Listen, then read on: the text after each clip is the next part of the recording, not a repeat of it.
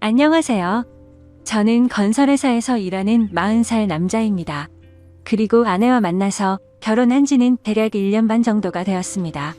한 달 월급이라는 것보단 제가 한 달간 일한 만큼 받는 시기라 매달 월급이 달라서 정확하게 기재할 순 없지만 그래도 한 달에 최소 450만 원은 받고 많이 받는 달은 700만 원 정도 받습니다.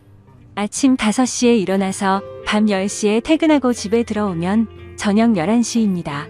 밥은 회사에서 주고 일주일에 한 번 정도씩 집에서 소주를 먹습니다.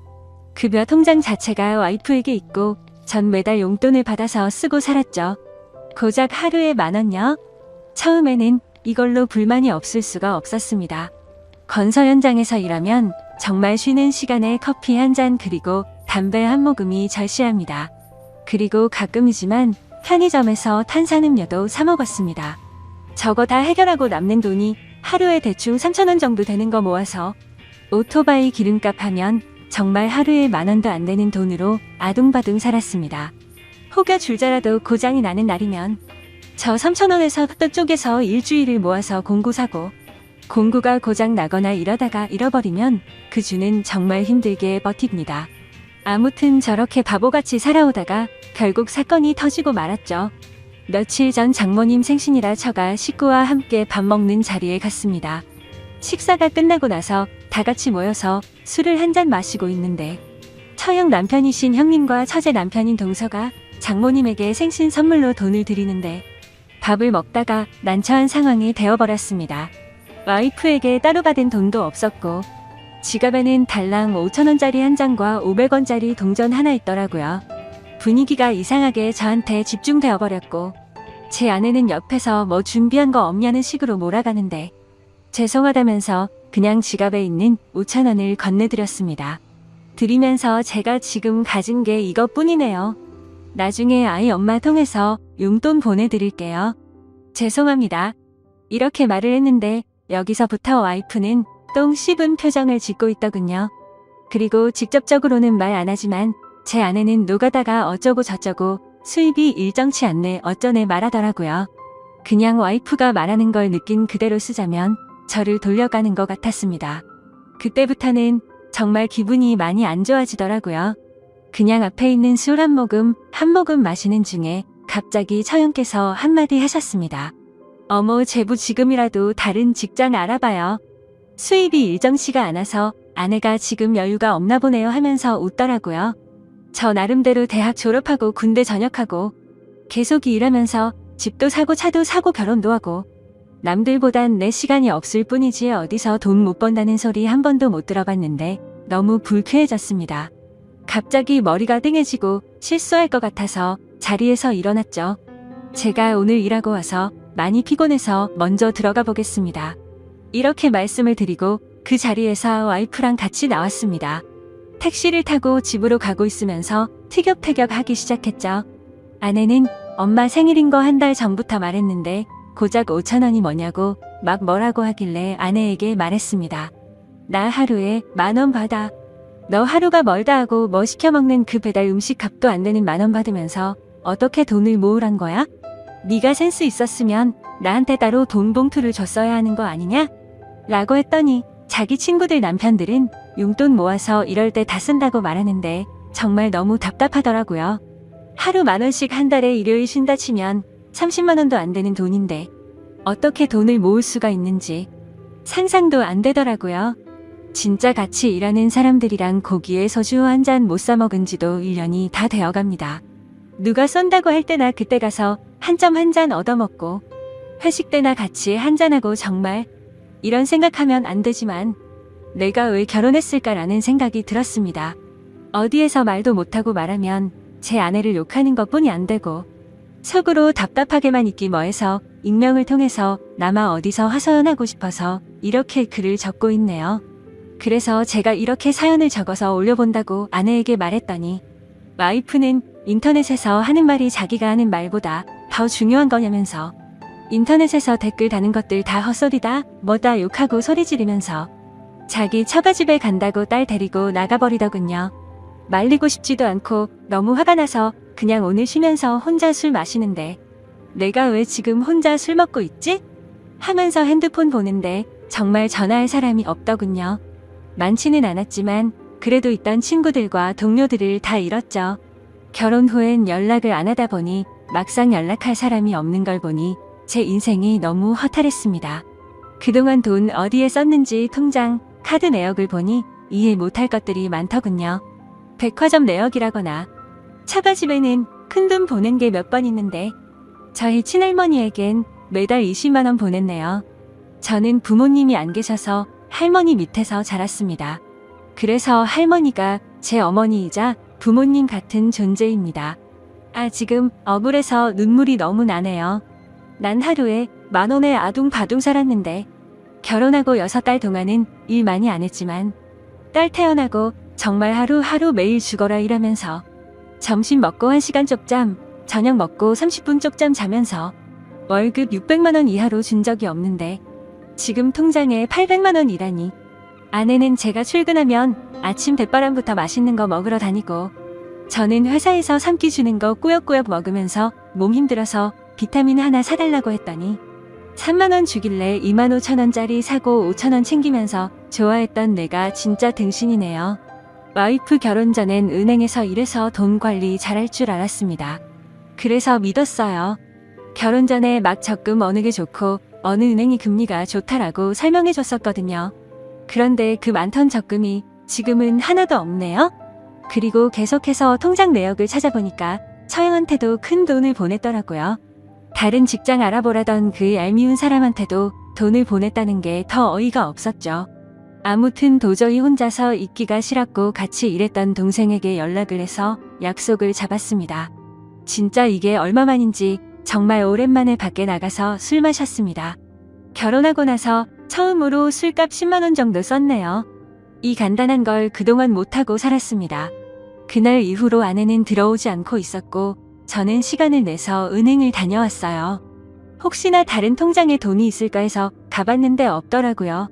그래서 급여 통장 새로 하나 만들고 제 명의로 된 카드 전부 다 정지시켰습니다. 앞서 말씀드리진 않은 부분이 있는데 결혼 전에는 제가 모아둔 돈이 통장에 1억 8천 정도 있었거든요. 그것 때문에 더 억울했었어요. 그래서 저는 와이프에게 전화해서 그 돈 다 어디에 있냐고 물어봤습니다. 그러자 아내는 처갓집에서 큰 돈 필요해서 좀 도와주고 처형에게 빌려줬다고 하더라고요. 저한테 상해 한마디 없이 제 돈을 빌려줬다는 게 너무 황당하고 어이가 없었습니다. 너무 화가 나서 소리를 지르고 싶었지만 최대한 참고 다시 물었죠. 그러면 그러고 나서 나머지는 다 어디에 있냐고 물었더니 생활하다 보니 돈을 다 썼다라고 하길래 그럼 적금은 들어놓은 거 있냐고 하니까 없다고 하더라고요. 생활비가 그렇게 많이 나오는 건가 싶고 도저히 말을 섞기가 싫었습니다. 그래도 혹시나 해서 아내의 이름으로 적금 든 것도 없냐라고 물어봤는데 그것도 없다고 하더군요. 제가 당장 확인할 방법도 없었고 일단 알았다고 했습니다. 집에 언제 올 거냐? 라고 물어봤더니 자기 욕하는 글 쓰려는 사람이랑 같이 지낼 생각이 없다더군요. 왜 자기 이야기는 안 들어보고 그런 곳에 글을 쓸 생각을 하냐면서 오히려 제게 따지더라고요. 자기 가족들 욕먹게 하고 싶어서 그러는 거냐고 하길래 욕먹을 짓을 했으면 욕을 먹는 거고 그게 아니면 내가 욕먹지 않겠냐고 했습니다. 내가 결혼하고 친구나 같이 일하는 동료들이랑 개인적인 교류가 없다 보니 자연스레 멀어져서 난 어디에도 말할 사람이 없어졌다. 그래서 너무 답답해서 많은 사람에게 이걸 물어보려고 글을 쓰는 거라고 했죠. 그리고 난 지금 상황에 따라서 이혼할 수도 있을 것 같다. 돈이야 다시 벌면 되지만 너에 대한 믿음과 신뢰가 사라져버렸다고 했고 물론 내가 방관한 것도 있지만 너는 도를 넘어선 것 같다고 했습니다. 그리고 나서 아내에게 집에 들어와서 만나서 이야기 좀 하자라고 하고 전화를 끊었습니다.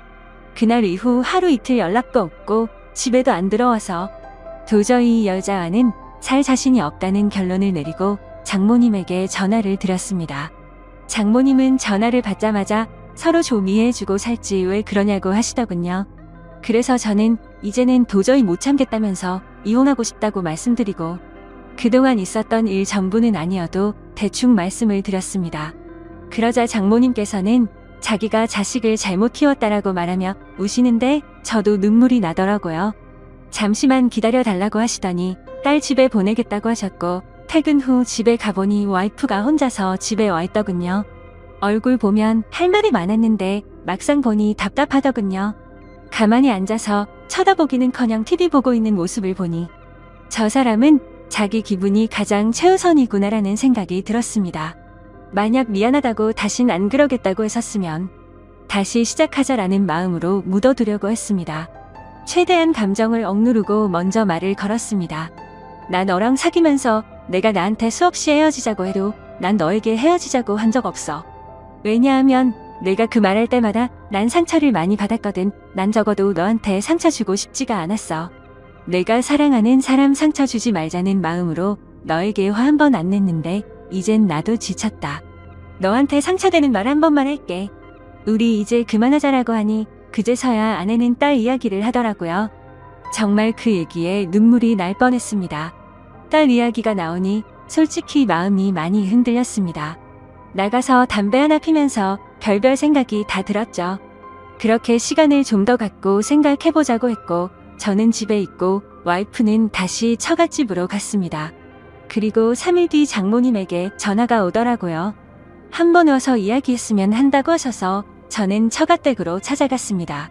장모님 처형 처제 와이프 이렇게 넷이 있더라고요. 처형 얼굴 보니 욱하고 화를 낼 뻔했으나 어른 앞에서 큰 소리 치는 건 아닌 것 같아서 참았습니다. 그냥 아무렇지 않게 인사를 드리고 이야기를 하기 시작했습니다. 처형이 첫 한마디를 꺼내더라고요. 같이 살다 보면 실수도 할 수 있는 거고 싸울 수도 있는 거지. 어떻게 고작 그런 일 가지고 이혼을 하자고 하는 거냐고 하더군요. 정말 그 말이 너무 황당하고 어이가 없었습니다. 그래서 처형에게 단도직입적으로 말했습니다. 처형한테 5천만 원이 넘는 돈을 송금한 기록이 있는데 그거 벌써 1년 전인데 언제 주실 겁니까? 라고 했죠. 그러자 처형은 그 돈은 제 아내가 빌려줬고 아내 돈인 줄 알았다고 하더라고요. 입금된 내역을 보면 제 명의 통장이라서 제 이름으로 입금됐을 건데 그렇게 생각을 했냐고 했죠. 그제서야 아무 말도 못하고 가만히 있더군요. 장모님에게 말했습니다. 장모님 저 지금까지 하루에 10,000원 받으면서 아둥바둥 살아왔습니다. 그리고 한 달에 최소 400 넘는 돈 주었습니다. 많게는 750만 원 줬고요. 그리고 통장에 1억 8천이라는 돈이 있었습니다. 저희 결혼한 지 겨우 1년 반 지났습니다. 그중 5천만 원은 저한테는 아무 말도 상의도 없이 처형한테 빌려주고 그건 그렇다고 쳐도 따로 돈을 모은 게 하나도 없다고 하니 나머지 돈은 당최 어디로 간지 모르겠습니다. 지금 그 통장에 고작 800만 원 남아 있습니다. 어떻게 생각하십니까? 그러자 장모님께서는 와이프를 감싸려고 자기가 빌려달라고 했다고 대답하셨고 처형네도 갑자기 빚이 생겨서 자기가 와이프에게 빌려달라고 했다. 다 자기 잘못이다라고 말을 하시더군요. 도저히 이렇게 얘기해서는 끝이 나지 않을 것 같아서 와이프랑 둘이서 이야기하고 싶다고 부탁드렸고 저랑 와이프는 둘이 공원으로 가서 3시간을 넘는 이야기를 했습니다. 처음 만났을 때부터 지금까지의 일들을 말이죠. 아무튼 결론은 서로가 합의하에 이혼하기로 했습니다. 딸은 아이 엄마가 키우기로 했고 양육비로 월 100만 원씩 주기로 했습니다. 재산 분할은 그냥 장모님 도와드릴 때 빠져나간 돈 그리고 처형에게 빌려준 돈 그걸로 정리하고 끝내기로 했습니다.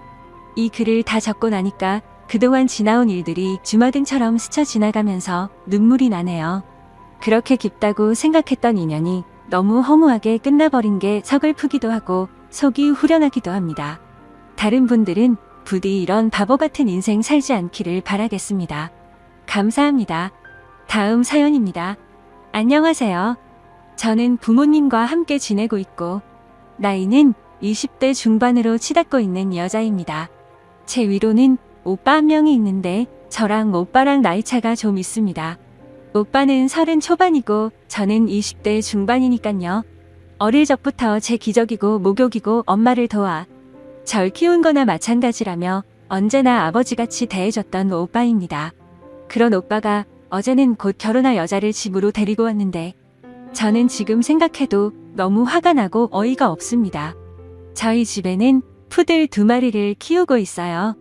그래서 사전에 그 여자가 개를 엄청나게 싫어한다고 미리 말하더라고요. 어차피 저랑 부모님만 살고 있는 집이었고 저희 집에는 인사만 드리고 나서 밖에 나가 외식하면서 밥을 먹기로 했었습니다. 푸들 2마리 중 수컷은 예전에 자취할 때 윗집에서 학대받던 아이를 윗집 주인을 좋게 타일러서 겨우 데려와서 키웠던 아이고요. 암컷은 친구네 개가 너무 극성이라면서 저희 집에 있는 수컷푸들이 외로울 것 같으니 저보고 데려가서 키워달라고 설득하더라고요. 친구네 부모님도 네가 정 안 된다면 유기견 보호소로 가는 수밖에 없다고 말해서 너무 안쓰러웠죠. 결국 저는 고민 끝에 부모님과 상의해서 저희 집으로 데려왔고 교육을 다시 시켜서 많이 얌전해졌어요.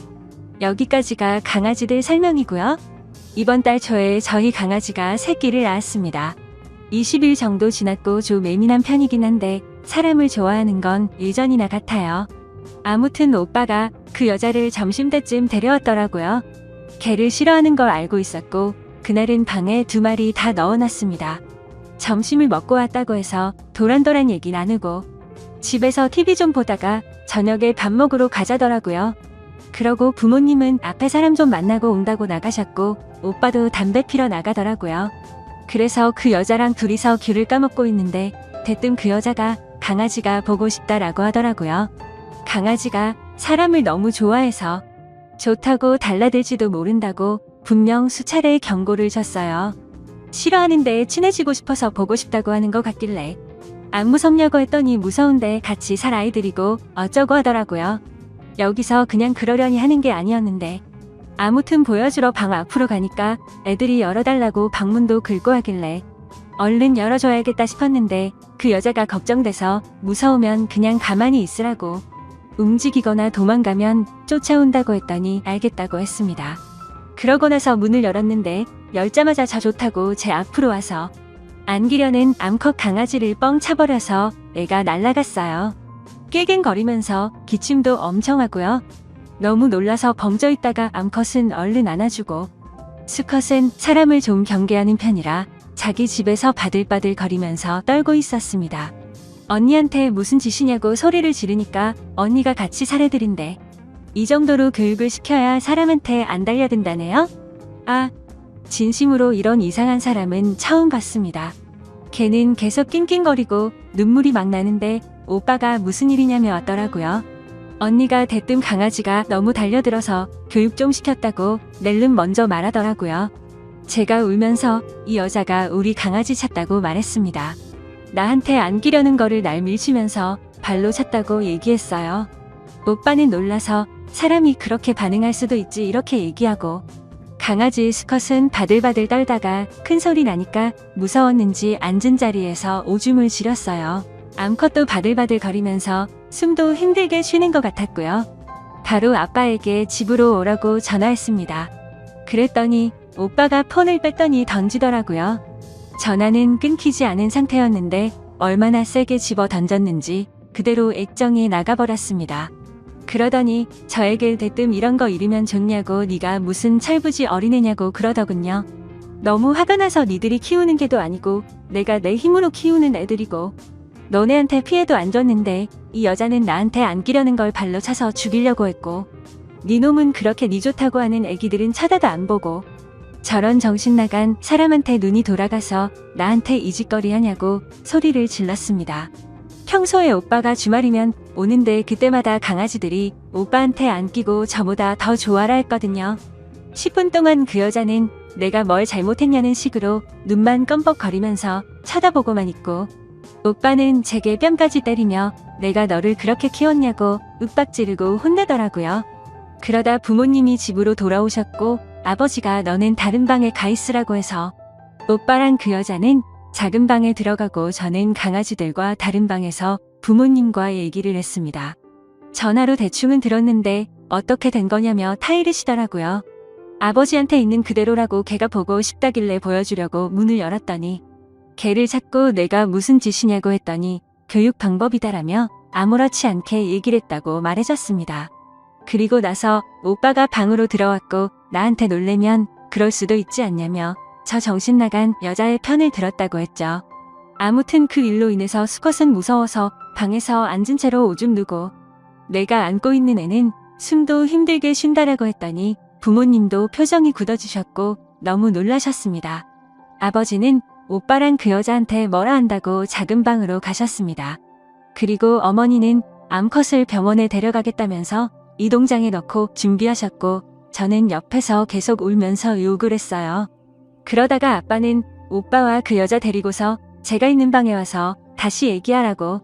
오빠 여친 말로는 자기한테 으르렁거리며 달려들어서 그랬다며 또다시 말을 하더라고요. 그러면서 자긴 그렇게 들었는데 네가 거짓말하는 거 아니냐며 윽박지르더라고요. 너무 화가 나서 욕이란 욕은 다 하면서 이 집에서 당장 나가라고 소리 지르면서 말했습니다. 저 여자가 처음에 걔 보고 싶어 할 때 한 말이 뭔 줄 아냐면서 지네가 앞으로 키워야 할 걔니까 인사 좀 한다면서 웃으며 나한테 부탁했단 걸 말해줬죠. 그리고서 얘네는 내 개고 니네한테 절대 잠시도 안 맡긴다고 말했습니다. 내가 내 돈으로 키우는 애들인데 니네가 뭔 자격으로 내 강아지를 함부로 대하냐고 소리쳤더니 오빠는 걔한테 환장을 한 것 같다면서 쪽팔린다 하더라고요. 저런 걸 오빠라고 같이 살았었다는 게 너무 더럽고 싫었습니다. 제가 울면서 내 강아지 잘못되면 신고한다고 말했고 평생 원망하며 살 거라고 그러니까 오히려 저를 정신 나간 사람 취급을 하면서 오늘은 이만 간다고 그러더니 그 여자가 아가씨 다음에 봬요라고 아무렇지 않은 듯이 말하더라고요. 너무 아무렇지도 않게 사과 한마디도 없이 저희 부모님께 인사하고 가길래 누가 너 같은 거 아가씨냐고 너는 다시 보는 날에 니 죽고 나 죽는 거라고 소리를 질렀습니다. 그렇게 윽박지르고 욕을 하는데도 뒤돌아서서 싱긋 웃으면서 나갔고 아무튼 그렇게 결국 상황이 끝나버렸습니다. 저 여자는 제가 오빠한테 뺨 맞는 동안부터 저희 집에서 나갈 때까지 자신이 뭘 잘못한지를 도저히 모르는 것 같았어요. 다행히나 시간이었고 동물병원 문 열린 곳도 있어서 바로 엑스레이며 이것저것 찍어보니 크게 이상은 없지만 안정을 취해야 하고 스트레스로 인해 모유가 안 나올 수 있다고 했습니다. 저희 강아지 지금 새끼 낳은 지 20일 정도밖에 되지 않아 모유 수유 중이었거든요. 그 여자도 이 사실을 오빠한테 들어서 알고 있었을 거라고 생각드네요. 아직 모유 수유 중이고 아기를 낳은 지 얼마 되지도 않았는데 만약 사람이었어도 그렇게 발로 찰 수 있을까 싶네요. 아무튼 그래서 20일밖에 안 된 새끼 강아지들 먹일 초요랑 분이 사와서 모유가 안 나올 경우를 대비해서 집으로 들어왔습니다. 오빠한테는 있는 그대로 어제 있었던 상황 인터넷에 올릴 거고 내가 이상한 건지 그 여자가 제정신이 아닌 여자인 건지 물어볼 거라고 했더니 오빠는 그러라고 했습니다. 솔직히 제 입장에서 쓴 그리고 그 여자의 머릿속은 제가 알 길이 없으니 아무리 객관적으로 쓰려 해도 그럴 수가 없네요. 지금도 어제 일 생각하면 몸이 부들부들 떨리면서 눈물이 나고 화가 나서 못 참겠어요. 아무튼 제가 강아지의 정신이 나가서 오버를 한 건가요? 그 여자가 일반적인 사람이랑 다른 그런 사람이라거나 그런 건 아닌 건가요? 여러분들의 소중한 의견이 궁금하네요. 가족들과 오빠 그리고 그 여자한테도 이 글과 댓글도 전부 다 보여줄 생각입니다. 솔직한 의견 댓글로 부탁드립니다. 감사합니다.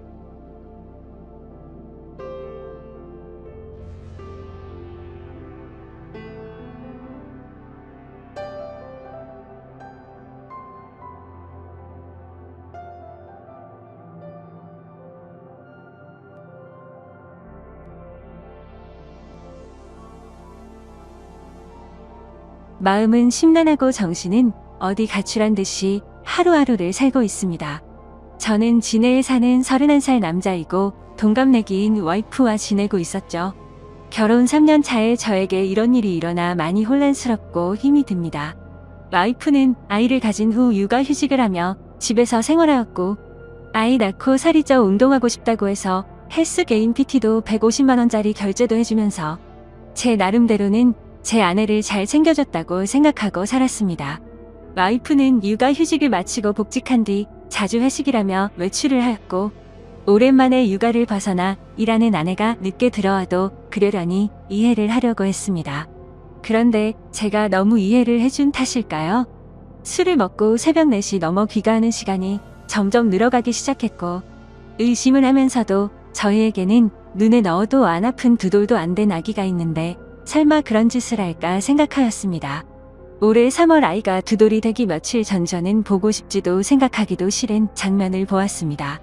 빌라 2층 베란다에 있는데 어떤 남자와 와이프가 함께 빌라 입구로 오더니 남자가 제 와이프에게 목에 멍자국 잘 가려라는 말을 하는 걸 들었습니다.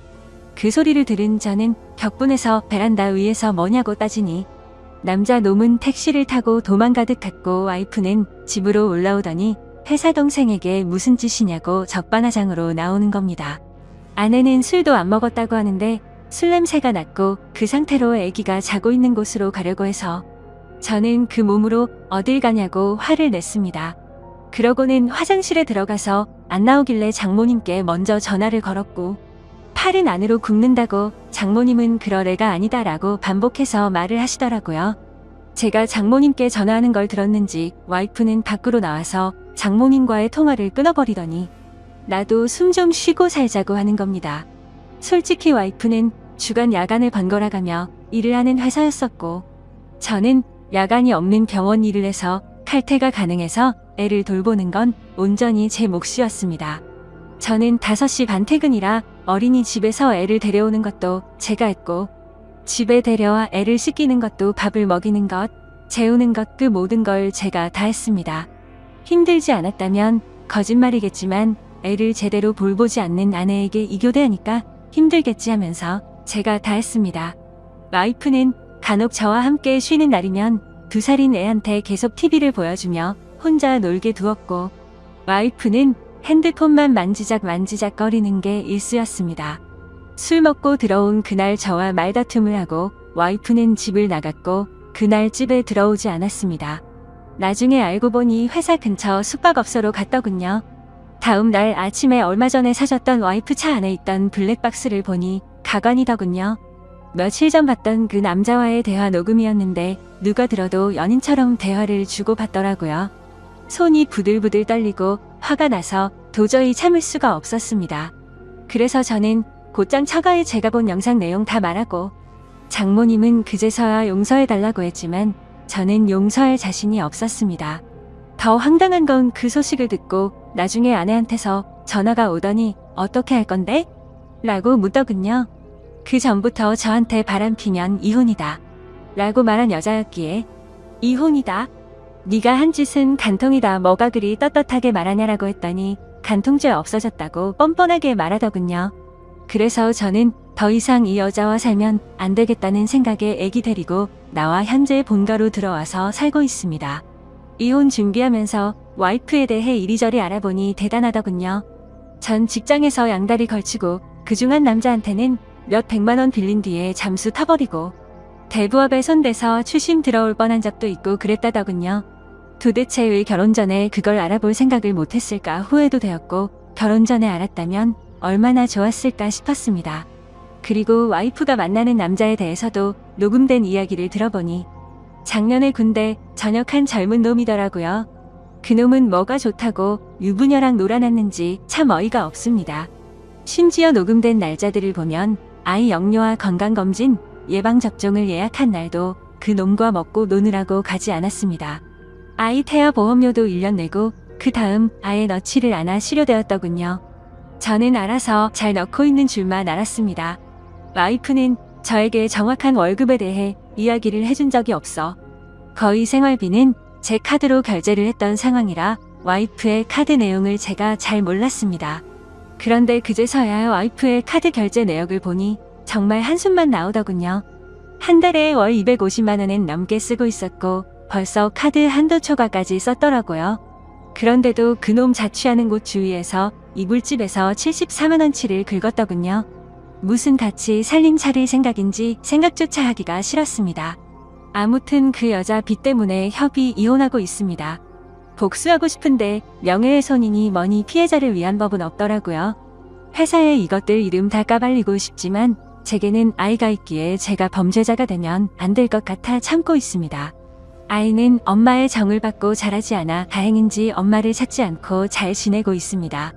왜 가해자들은 저렇게 웃으면서 지내는데 피해자인 제가 이렇게 힘들어야 하나요? 대한민국 법은 가해자를 위한 법인 것 같습니다. 중구난방으로 적었습니다. 긴 글 읽어주셔서 감사합니다. 다음은 후기 내용입니다. 안녕하세요, 여러분들. 저는 이 글쓴이의 절친한 친구입니다. 친구에게 양해를 구해 계정을 빌려서 작성을 하고 있습니다.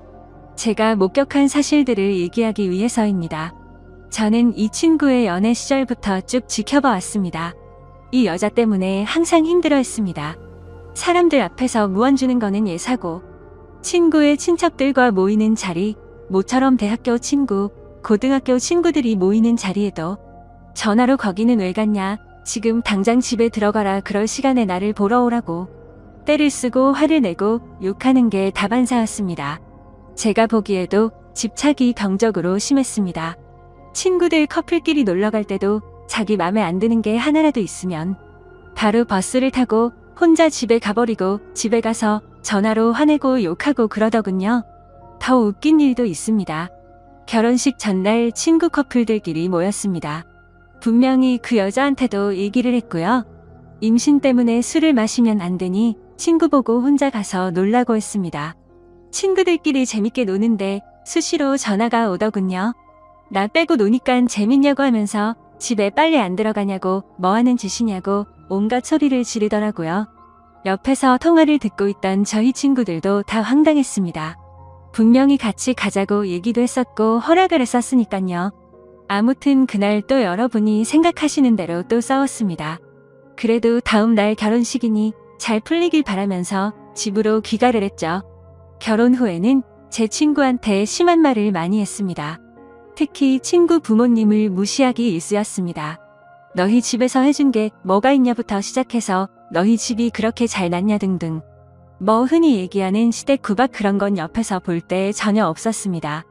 친구 어머니께서는 그 여자가 전화하기 전까지는 절대 하지 않으셨습니다. 할 말이 있으시면 친구를 통해서 하였지만 그것 또한 집안 행사 관련 말씀이셨습니다. 그리고 이 여자는 모정이라고는 찾아볼 수가 없었습니다. 친구에게 들은 얘기도 있지만 제가 친구 집에 놀러가서 본 장면도 있죠. 애가 엄마가 봐주지 않는다고 스스로 토를 하고 했습니다. 심지어 막 걷고 뛰기 시작할 때 거실에서 뛰며 잘 놀고 있는 애를 주위에 장난감이 많이 널브러져 있는 상황임에도 전혀 신경도 쓰지 않는 것 같아 보였고, 애가 침대에서 떨어져 피가 나도 뭐 이 정도면 괜찮다면서 그냥 TV 보러 가더군요. 참 이게 엄마라는 사람이 할 짓인지 싶었습니다.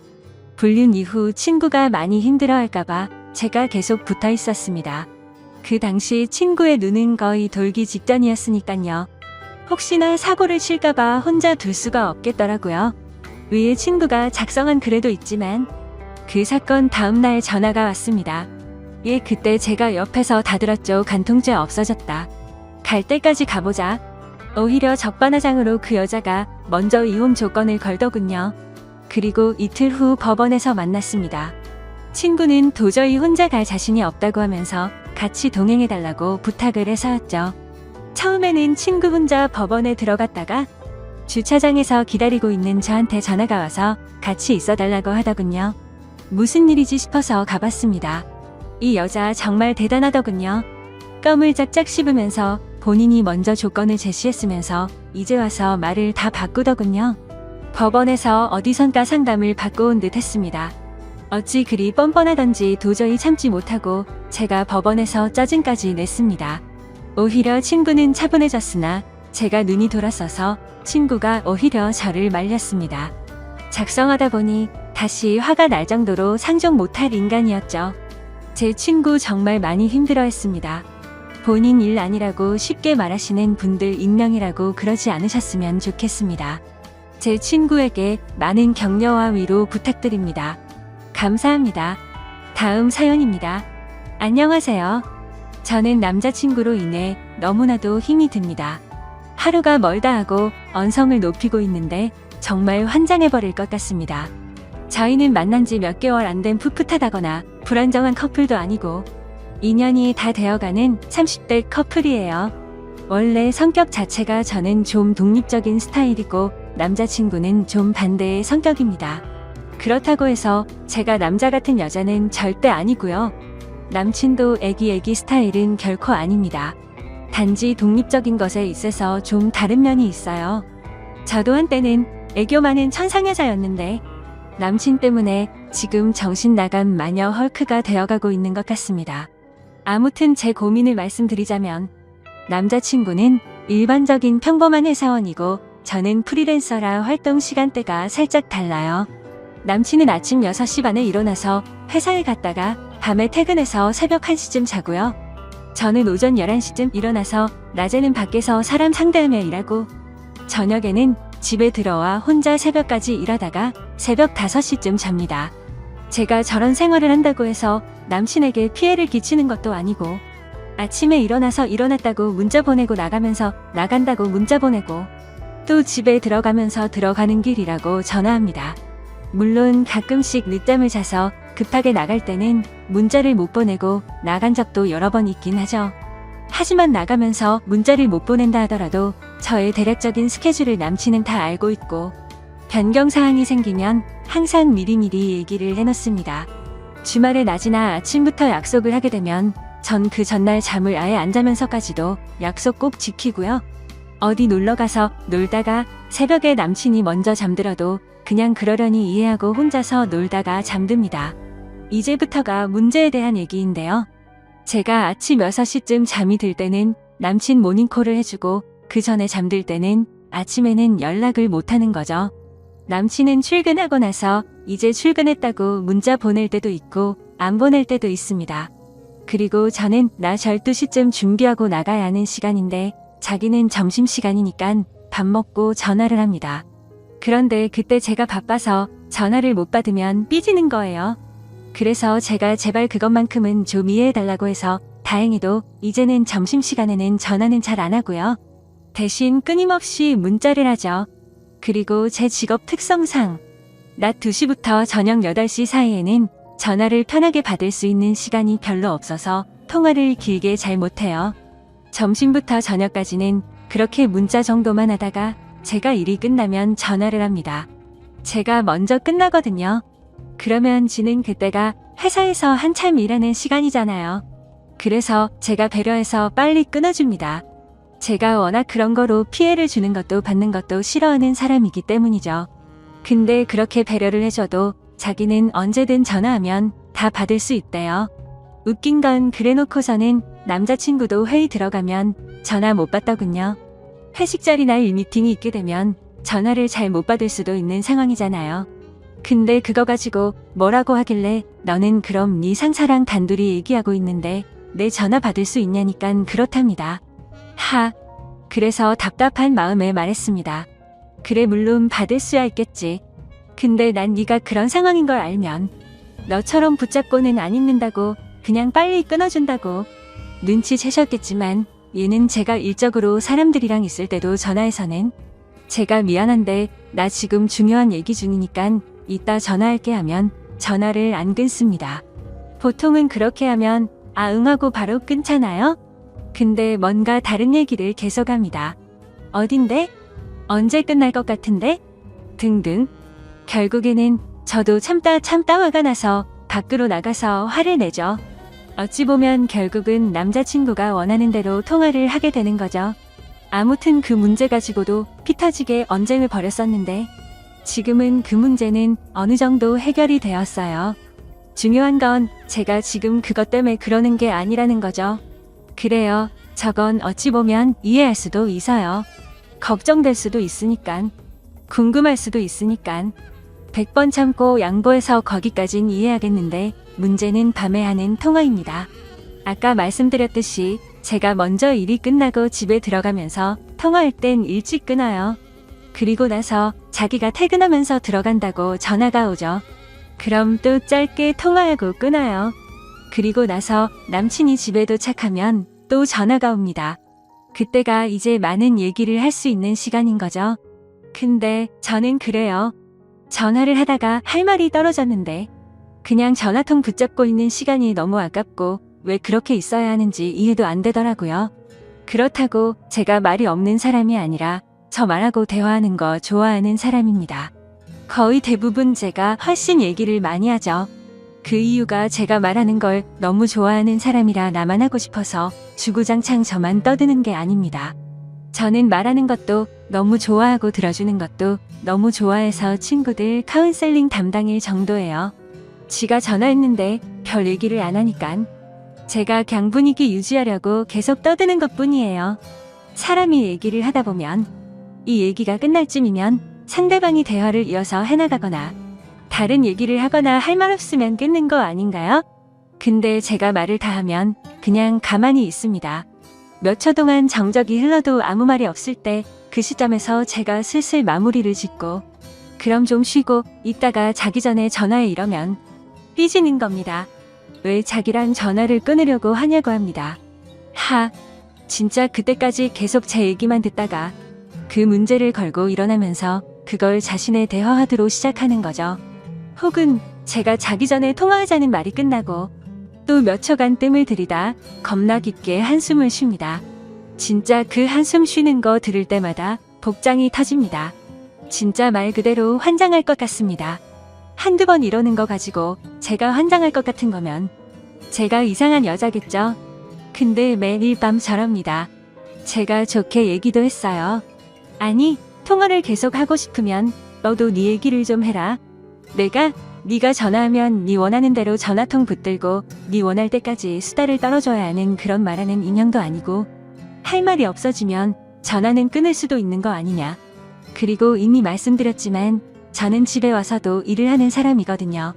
그렇다고 제가 매일 밤 처음부터 전화 안 받아 버리는 것도 아니고 받자마자 끊자고 한 것도 아니고 전화 제대로 받고 얘기도 했고 그런데 상대방이 말이 없으면 당연히 끊는 거 아닌가요? 제가 그렇다고 상대방 무한하게 싸가지 없이 갑자기 툭 끊어 이러는 것도 아니에요. 근데 지 머릿속에는 그저 제가 일 때문에 자기랑의 통화를 빨리 끊는다고 밖에는 생각하질 않습니다. 저는 계속 대화를 이어나가려 해도 이어나가지지가 않으니깐 그럼 좀 쉬다가 이따 전화하라고 한 것인데 자기는 내가 일에 환장해서 자기 따위는 보이지도 않는다고 생각하는 거예요. 아니 그리고 설사 진짜 일 때문이라 하더라도 그게 이해 못해줄 만한 일입니까? 그렇다면 더 이해해줘야 하는 것 아닌가요? 저 프리랜서라 평일에 쉴 때도 많고 주말에도 일해야 할 때도 많습니다. 근데 항상 주말만큼은 남친 생각해서 비워두고 평일을 혼자 보내게 된다고 일하는 남친 붙잡고 징징거리지도 않습니다.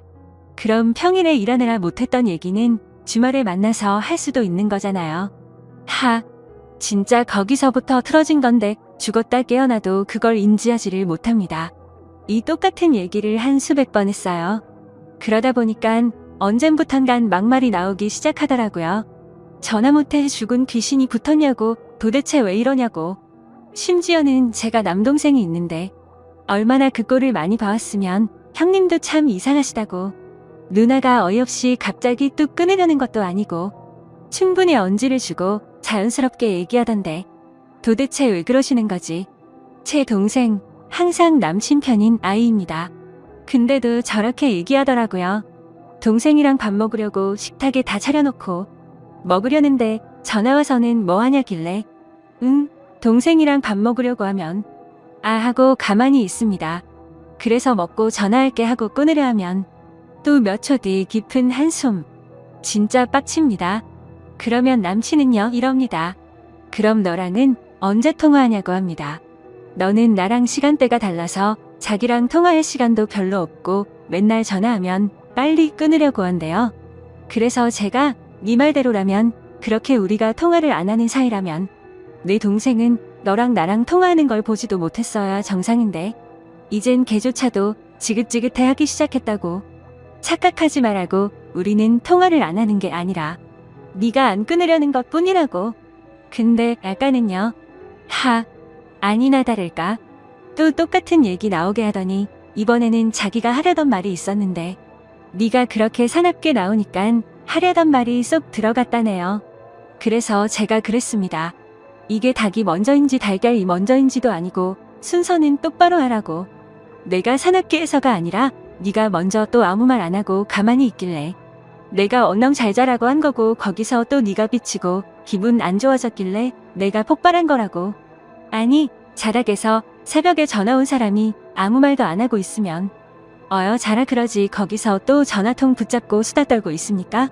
내가 여지껏 만나오던 모든 사람한테 똑같은 거로 지적을 받고 똑같은 거로 싸운다면 그건 내 잘못이겠지만 나는 여지껏 살아오면서 이런 일 가지고 싸워본 적도 말해본 적도 없고 지적을 받은 적도 없다.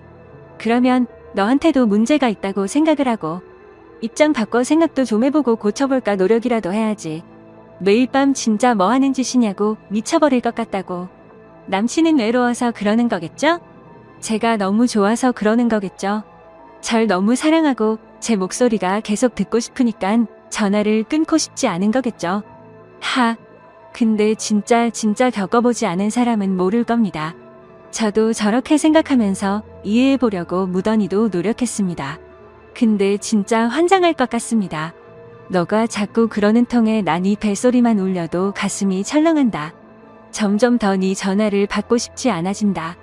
노이로제 걸렸다고 수백 번 얘기했습니다. 이해 못해주는 저에게 잘못이 있는 건가요? 제가 더 넓은 마음으로 아량을 가지고 이해해야 하는 건가요? 정말 너무 답답해서 많은 분들의 의견들을 있는 그대로 현실적으로 남친에게 보여주고 싶습니다. 제가 잘못한 부분이 있다면 그건 제가 고칠 테니 소중한 의견 솔직한 말씀 댓글로 부탁드립니다. 긴 글 읽어주셔서 감사합니다.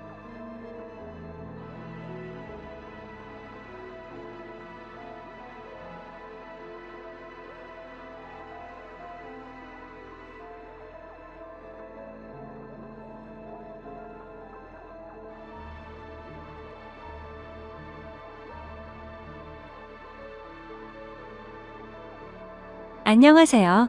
제게는 30 중반을 넘어가는 형이 있습니다. 이 얘기는 제 형과 형수님에 대한 이야기입니다. 지금은 30 중반을 살짝 넘은 젊은 나이에 벌써 300억대 부자지만 예전엔 정말 한심한 청년 백수이다. 형수님은 술집 아가씨 출신인 두 분의 이야기입니다.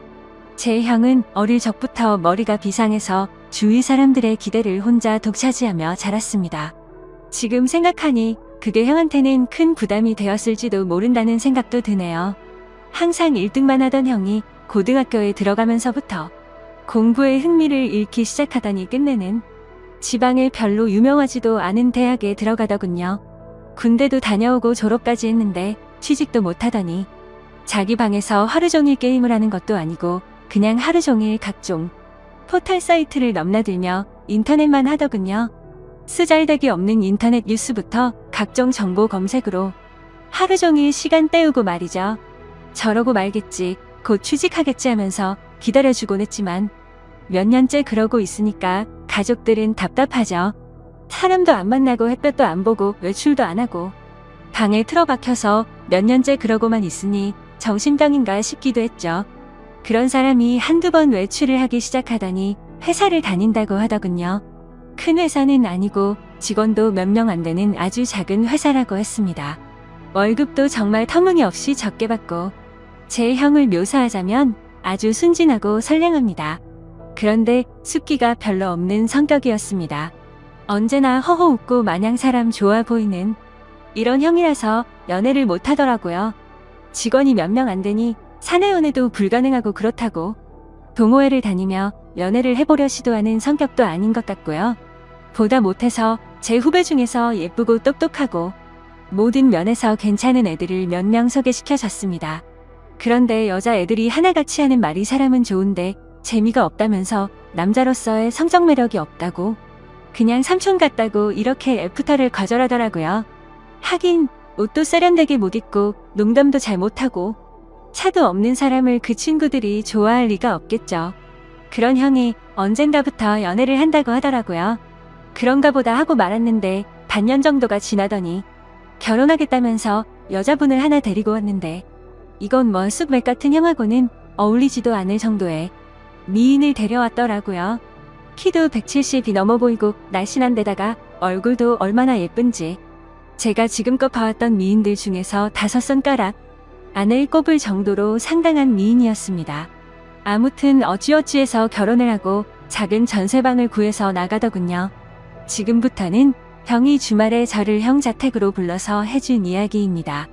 형 집에 도착해서 간단한 요리와 맥주를 마시면서 고백할 게 있다면서 말하기 시작했습니다.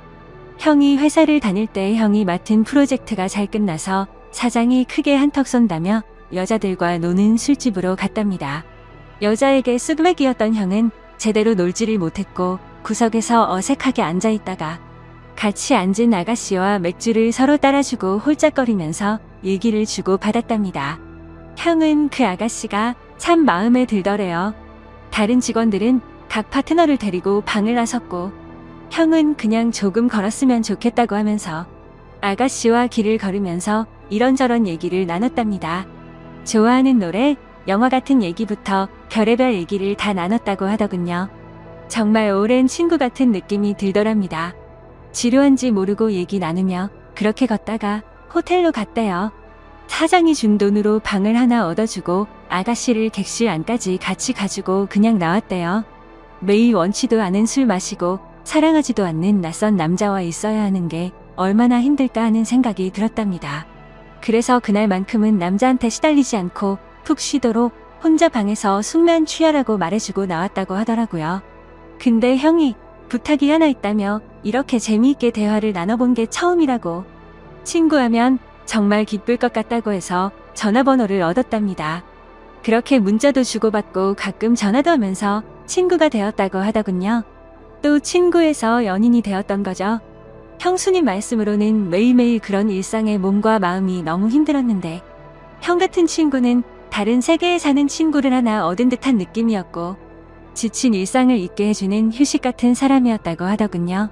그렇게 가까워지면서 연인으로까지 발전했는데 형이 결혼하자고 할 줄은 사실 기대하지 않았답니다. 그런 일하는 걸 알면서도 결혼하자고 하는 사람은 없으니까요.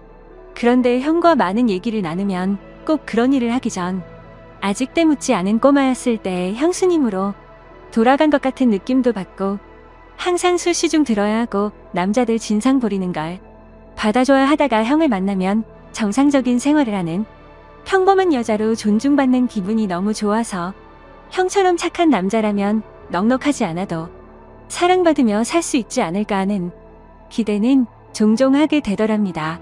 그렇게 서로 마음을 확인하고 결혼하기로 약속을 했고 형수님은 다행히 빚이 없어서 큰 탈 없이 업소일을 그만둘 수 있었답니다.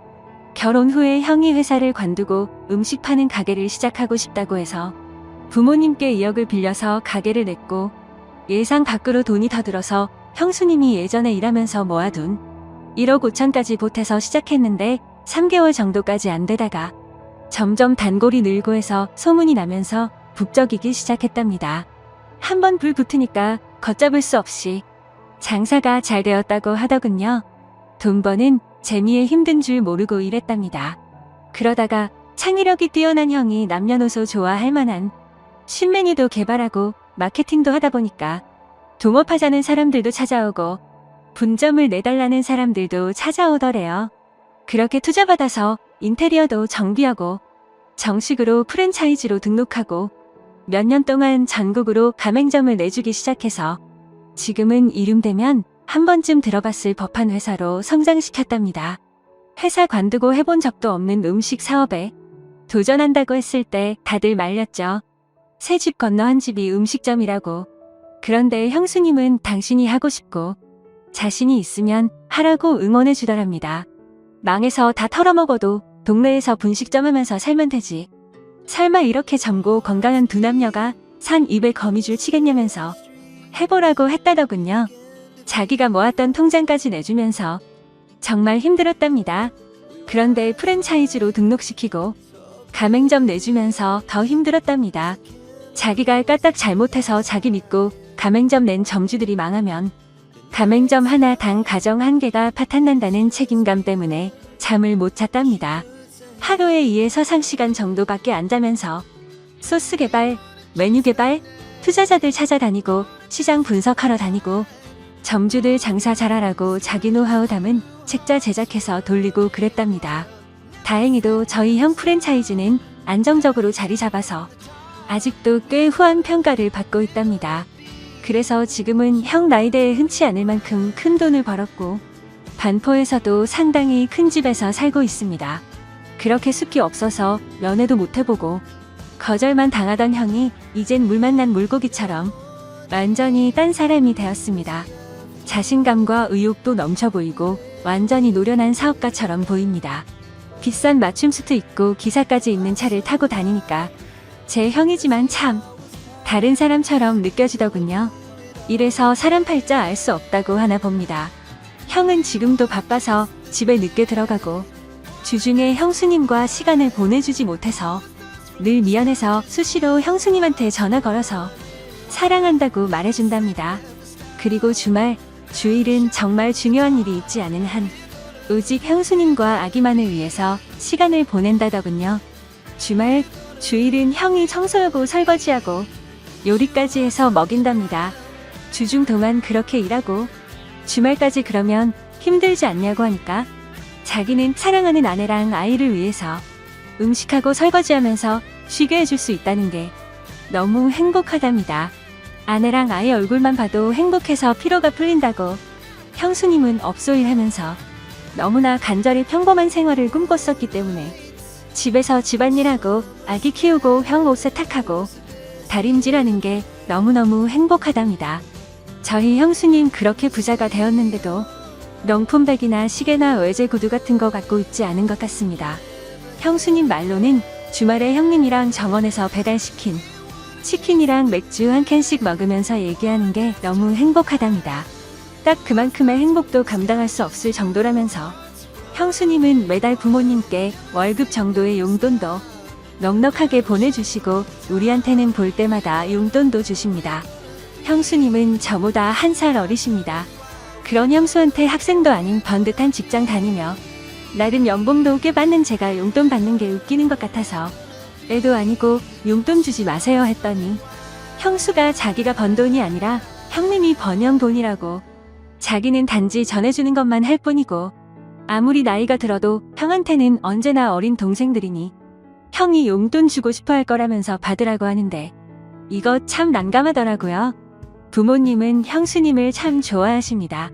남편한테 잘하고 시부모님께 잘하고 참하고 인물도 훌륭하고 뭐 보는 사람마다 며느리 칭찬을 하니까요. 저희 부모님도 형수님을 딸처럼 아끼십니다. 늘 우리 딸 그러시거든요. 처음엔 형수님 외모가 너무 바비 인형 같아서 어리숙한 형 등쳐먹으려는 꽃뱀이 아닐까 하는 의심도 했었지만 지금은 존경스러울 정도입니다. 시부모님과 우리가 형수님께 너무 잘 대해줘서 형수님은 자신의 과거에 대해 숨겨온 것에 대해 지금껏 늘 죄책감을 갖고 살았답니다. 그래서 털어놓고 싶어서 지금에서야 우리한테 말하는 거라고. 그래서 저는 누가 뭐래도 형수님은 우리 식구들이 가장 좋아하는 우리 형수님이었고 앞으로도 그럴 겁니다. 형님과 형수님이 성실하게 살았다는 건 알았지만 그렇게 남들보다 몇 배로 애를 쓰며 살았다는 것까진 몰랐네요. 형수님 앞으로도 우리 형님 잘 부탁드립니다. 고맙습니다. 하면서 절을 하니까 형수님이 고맙다면서 우시더라고요. 저까지 마음이 아프더라고요. 얼마나 마음고생을 하셨으면 인간적으로 존경스럽더라고요. 잠도 못 자고 남들보다 더 애쓰며 살았고 그 정도의 큰 규모의 사업체를 잘 이끌어가고 있고 부자임에도 사치하지 않고 참 건전하고 예쁘게 사는 걸 보니 내 형님, 내 형수님이지만 인간적으로 너무 보기 좋습니다. 부모님께는 아직은 말씀드리지 않는 게 좋겠다고 했습니다. 저야 젊으니까 이해할 수 있지만 어른들은 그렇지 않을 수가 있거든요. 죄책감을 덜기 위해 말씀드렸다가 혹시나 더 큰 걸 감당하셔야만 할까봐 서로 상처가 될 수 있는 사안이잖아요. 아무튼 모든 분들이 저희 형님과 형수님처럼 현명하고 예쁜 사랑을 했으면 좋겠습니다. 긴 글 읽어주셔서 감사합니다. 다음 사연입니다. 안녕하세요. 저는 솔로가 된 지 3년째 되어가는 27살 여자입니다. 제게 친한 친구가 있는데 어느 날 갑자기 남자 소개를 받아볼 생각이 없냐고 묻더라고요. 그냥 혼자 지낸 지도 오래돼서 어떤 남자인지 궁금하기도 했고 어떤 남자냐고 물어봤죠. 그러자 친구는 그 남자는 요즘 자주 보는 오빠인데 제 사진을 보고 마음에 든다면서 소개를 부탁받았고 주선자인 친구의 말로는 사람이 항상 깔끔하고 매너도 있어서 소개를 해줘도 괜찮을 것 같아서 물어봤다더군요. 그러면서 친구는 그냥 간단히 만나기나 해보라면서 소개팅남의 연락처를 주더라고요. 그래서 간단히 인사를 건넸더니 아주 예의 바르게 답장이 왔습니다. 그렇게 며칠 동안 카톡으로만 연락을 주고받다가 주선자가 했던 말대로 저랑 대화도 잘 통하는 것 같았고 왠지 느낌이 괜찮은 사람인 듯 했죠. 그러던 중 그 남자가 주말에 시간이 괜찮냐며 만나자고 하더라고요. 언제까지 카톡만 주고 받을 수도 없는 노릇이었고 그 남자에 대해 궁금증도 생겨서 알겠다고 했습니다.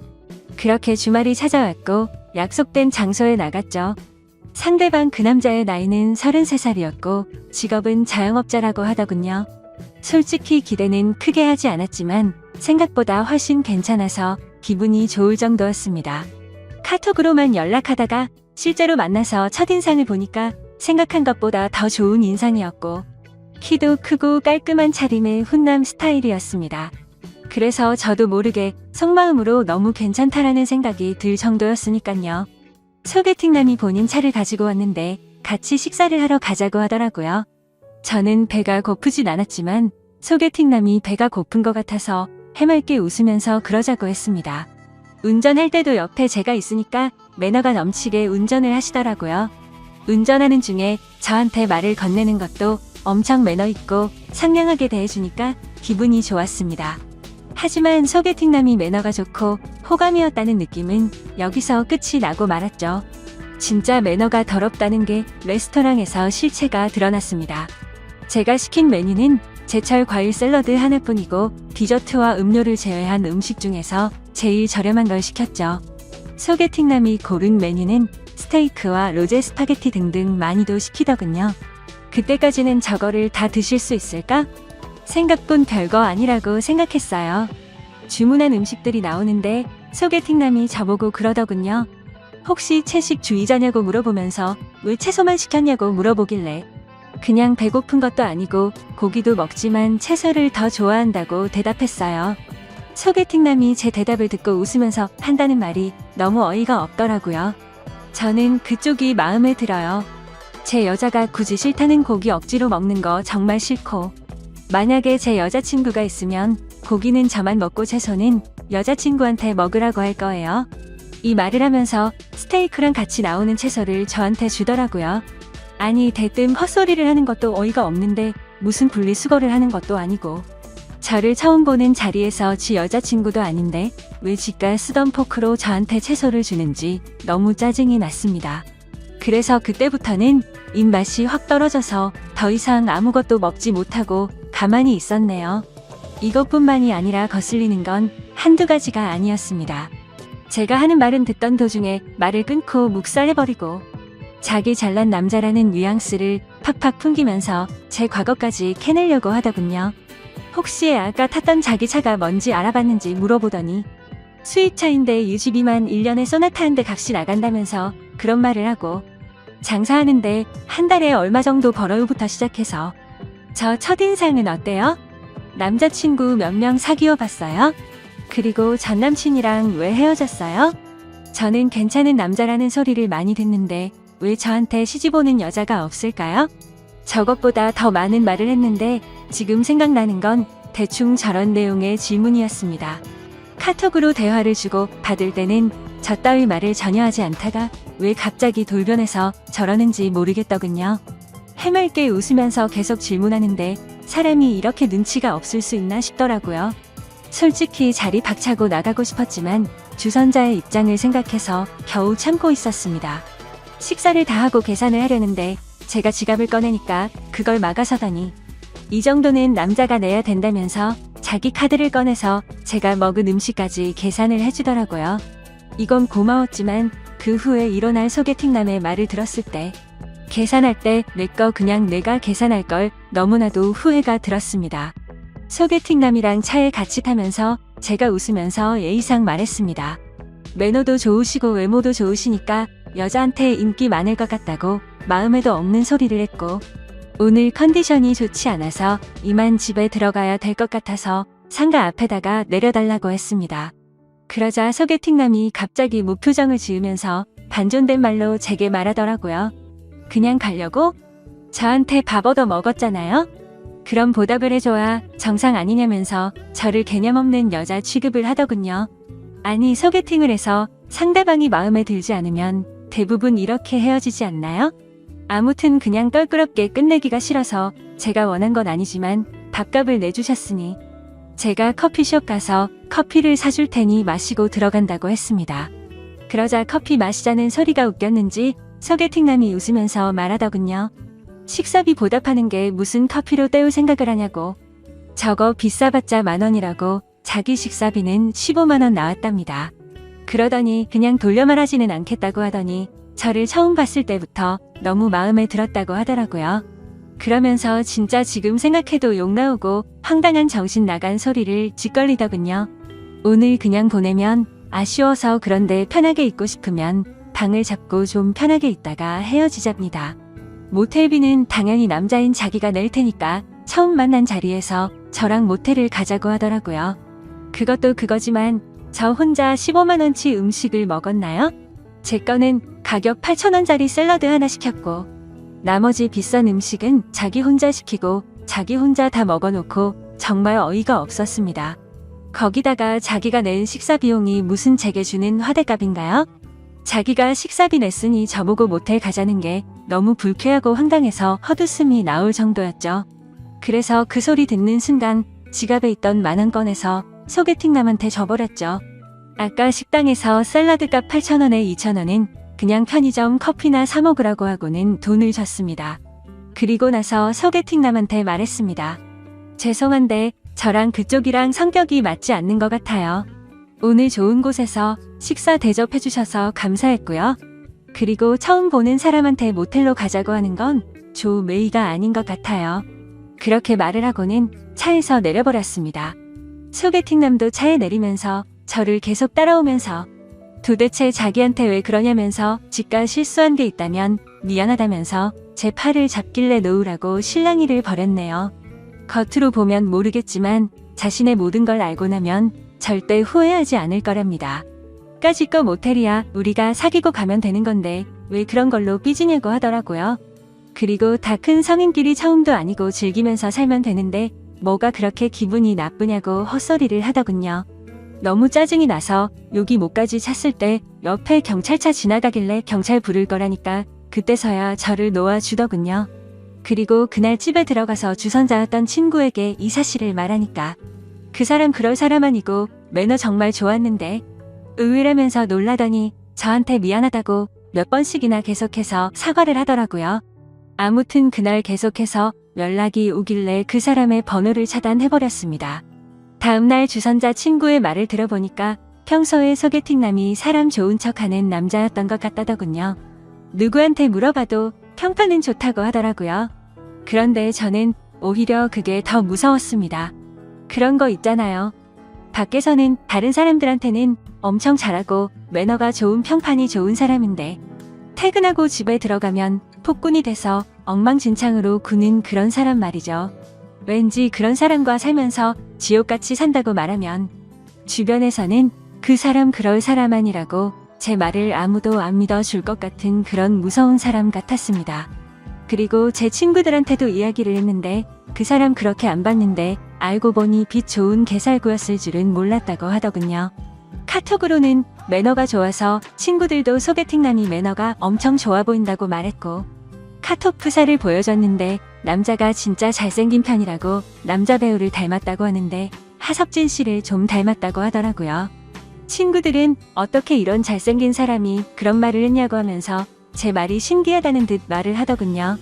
아무튼 그 사람이 그런 행동을 했다는 얘기를 듣고서는 역시 사람은 겉모습으로만 쉽게 판단하면 안 된다고 저를 위로해줬습니다.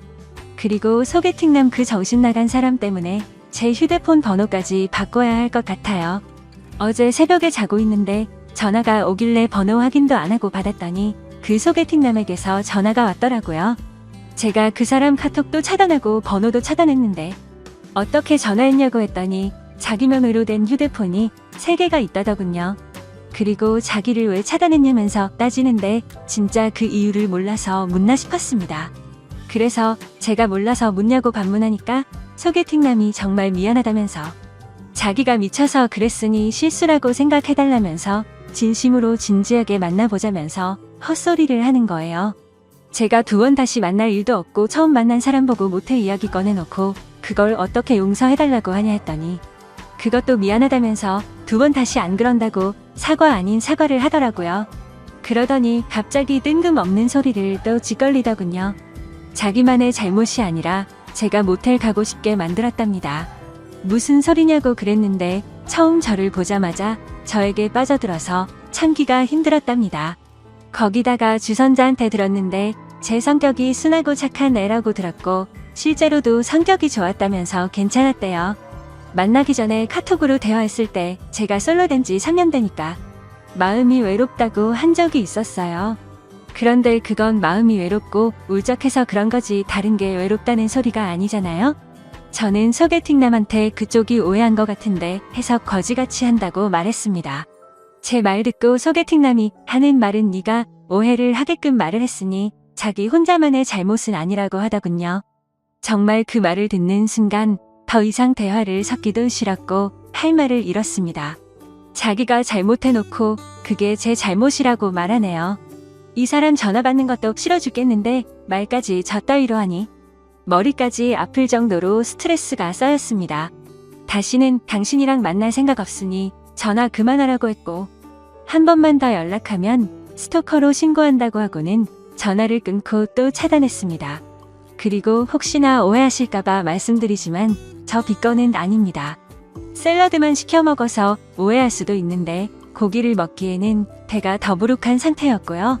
배도 안 고팠고 혼자서 안 먹기에는 좀 그래서 샐러드라도 시킨 거였죠. 야채를 먹는 빈도가 더 높긴 하지만 저 고기랑 야채 둘 다 좋아하고 다른 사람들이랑 똑같이 고기 먹으러 가는 걸 좋아합니다.